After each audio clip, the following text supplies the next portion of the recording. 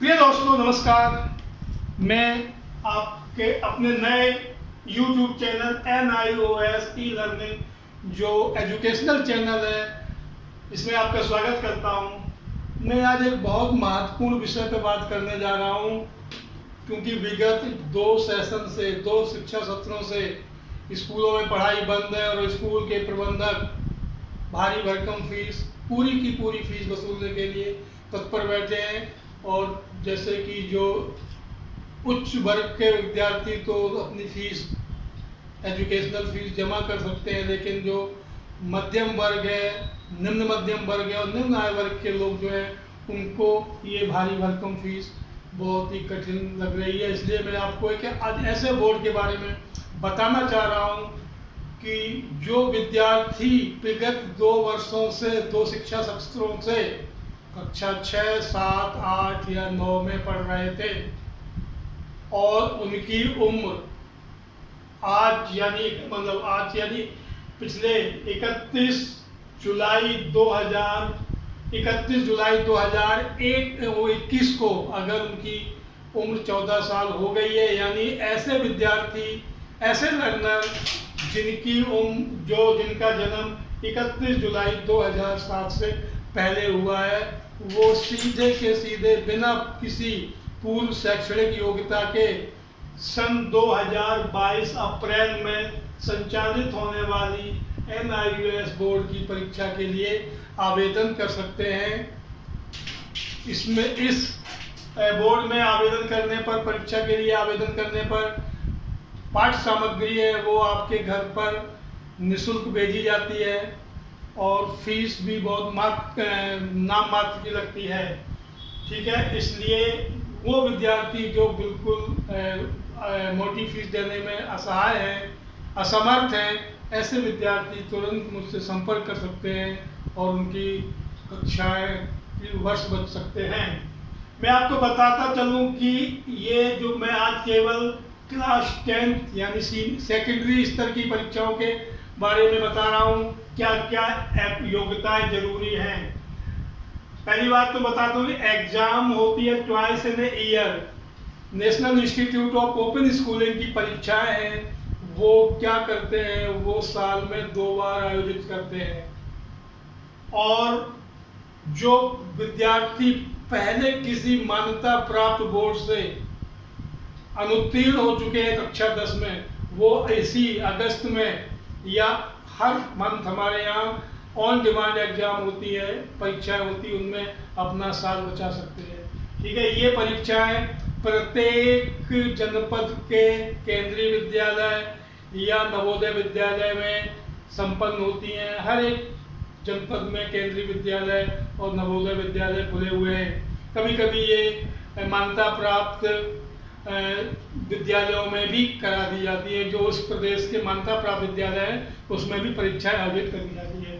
मैं आपको बताता चलूं, जो विद्यार्थी 2007 से पहले के जिनका जन्म है उनको अप्रैल 2022 की परीक्षा के लिए कौन कौन से डॉक्यूमेंट जरूरत पड़ेगी। सबसे पहले आधार कार्ड, ऐसा आधार कार्ड जिस आधार कार्ड में जन्म दिनांक, मंथ और ईयर हो, वो हमारे उसके आधार पर परीक्षा के लिए आवेदन कर सकते हैं।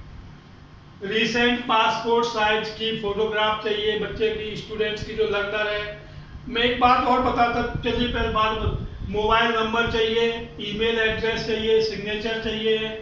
अगर किसी के आधार कार्ड में जन्म तिथि जो है वो डेट, मंथ और ईयर में अंकित नहीं है तो उनके लिए हमें जन्म प्रमाण पत्र उनको प्रस्तुत करना पड़ेगा और वो नगर निगम बनाता है, नगर पंचायतें बनाती हैं इस तरह का, या फिर एफिडेविट भी काम आ जाता है। ठीक है, तो मैं एक बात और बताता चलूं, इस परीक्षा के लिए निम्न आयु सीमा तो है 14 साल, लेकिन अपर एज लिमिट, उच्च आयु सीमा नहीं है। जो ऐसे विद्यार्थी जो पिछले विगत कई वर्षों से स्कूल से ड्रॉप आउट हो चुके हैं, स्कूल छोड़ चुके हैं, विद्यालय छोड़ चुके हैं, ऐसे विद्यार्थी भी अगले सेशन में यानी 2022 की संचालित होने वाली परीक्षा में सम्मिलित हो सकते हैं। मैं इस बोर्ड के बारे में बताता चलूँ। ये board national institute open schooling, इसको हिंदी में बोलते हैं राष्ट्रीय मुक्त विद्यालयी शिक्षा संस्थान,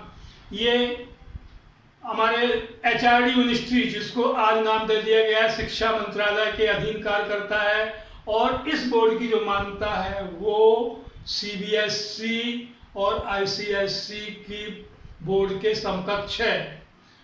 हमारे इस बोर्ड की जो एग्जाम होती है विदेशों में भी होती है, सऊदी अरब में होती हैं, अगले 5 और 6 कंट्री में भी इसकी एग्जाम होती हैं। ठीक है, तो अब हमें अगर जो विद्यार्थी अभी किसी भी कारण से भारी भरकम फीस देने के लिए में सक्षम नहीं है, वो हमसे कांटेक्ट करें और उनका साल बचाया जा सकता है। याद रहे, कक्षा 6 में अध्ययनरत विद्यार्थी जिसकी आयु 31 जुलाई सन 2021 को 14 वर्ष की हो गई हो, सीधे 10वीं का एग्जाम दे सकता है। 7वीं में पढ़ता हो, 8वीं में पढ़ता हो, 9वीं में पढ़ता हो, कोई भी जिनकी उम्र जिनका जन्म 31 जुलाई 2000 पहले यानी 2007 से पहले यानी 2006 में हुआ, 5 में हुआ है, या 30 जून 2007 में हुआ है, वो सारे परीक्षा के लिए एंटाइटल्ड होंगे। परीक्षा का जो माध्यम होता है, स्टडी जो मटेरियल मिलेगा वो होता है वो हिंदी, इंग्लिश, उर्दू, गुजराती, मराठी, असामी, कन्नड़ एक्सेट्रा, जितनी भी रीजनल लैंग्वेज है उनमें इनकी पढ़ाई होती है।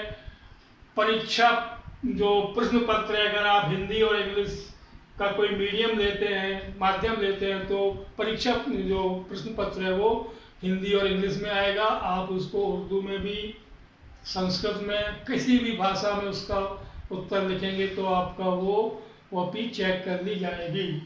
ठीक है, सब्जेक्ट हमारे यहाँ जो NIOS में है वो Hindi, English, Sanskrit, Urdu, math, science, social science, economics, जिसको जो हमारे यहाँ दूसरे बोर्डों में पढ़ाया जाता है। 11th 12th में नेशनल ओपन स्कूलिंग में ये 10वीं में भी पढ़ाया जाता स्टार्ट हो जाता है। इकोनॉमिक्स है, अर्थशास्त्र है, बिजनेस स्टडीज है, ठीक है, व्यवसाय अध्ययन है, गृह विज्ञान, होम साइंस है, साइकोलॉजी है, पेंटिंग है, डेटा एंट्री ऑपरेशन है, इंट्रोडक्शन टू द अकाउंटेंसी है, इंडियन कल्चर है, एंड मैनी अदर। योगा भी आ गया है ऐसा, जिसमें फिजिकल एजुकेशन भी आने वाली है, और वेद के संबंधित कुछ कोर्सेस हैं।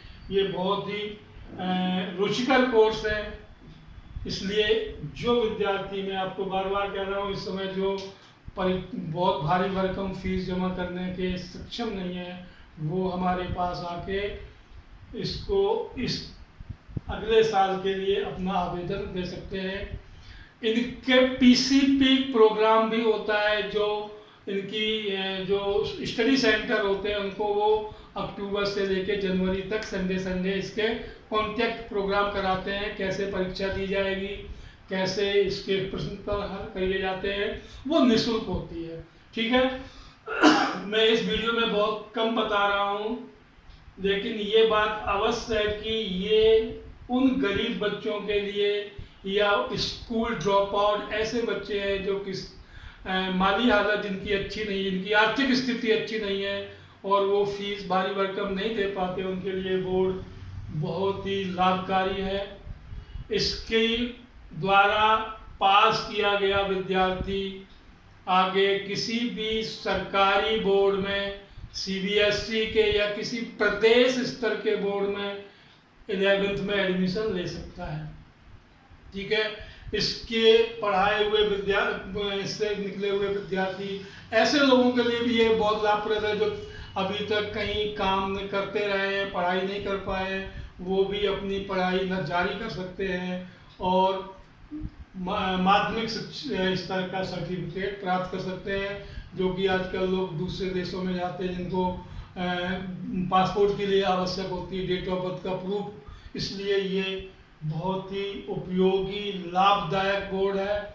इसके डिटेल की जानकारी मेरे मोबाइल नंबर 9214061881 पर प्राप्त कर सकते हैं। मैं एक बात और बताता चलूँ कि मेरे जो कार्यालय है वो मेरे कानपुर, जयपुर, सूरत, भोपाल कई जगहों पर है, लेकिन कोई अगर कोई आसाम का बच्चा भी है उसका है, या कोई नागालैंड का बच्चा है, या कोई श्रीनगर जम्मू कश्मीर का स्टूडेंट है, उसको भी हम सहायता प्रदान कर सकते हैं और ऑनलाइन एडमिशन करके उनके गृह जनपद में उनका एडमिशन करके उनकी परीक्षाएं संचालित करा सकता हूं। इसलिए मेरे इस वीडियो को जितना ज़्यादा से ज़्यादा अपने ऐसे लोगों में आप उसको लाइक करके शेयर करें, और व्यक्तिगत मुझसे मिलना चाहें तो मैं 3 जगह मिलता हूँ, सूरत, जयपुर और कानपुर में। ठीक है, बहुत बहुत धन्यवाद। अगला वीडियो में क्लास 12 के लिए बनाऊंगा और उसमें एज लिमिट और सारी जो ज़रूरत पड़ती है, क्वालिफिकेशन क्या है, कौन कौन से डॉक्यूमेंट ज़रूरत पड़ेगी उसके बारे में बताऊंगा। बहुत बहुत धन्यवाद।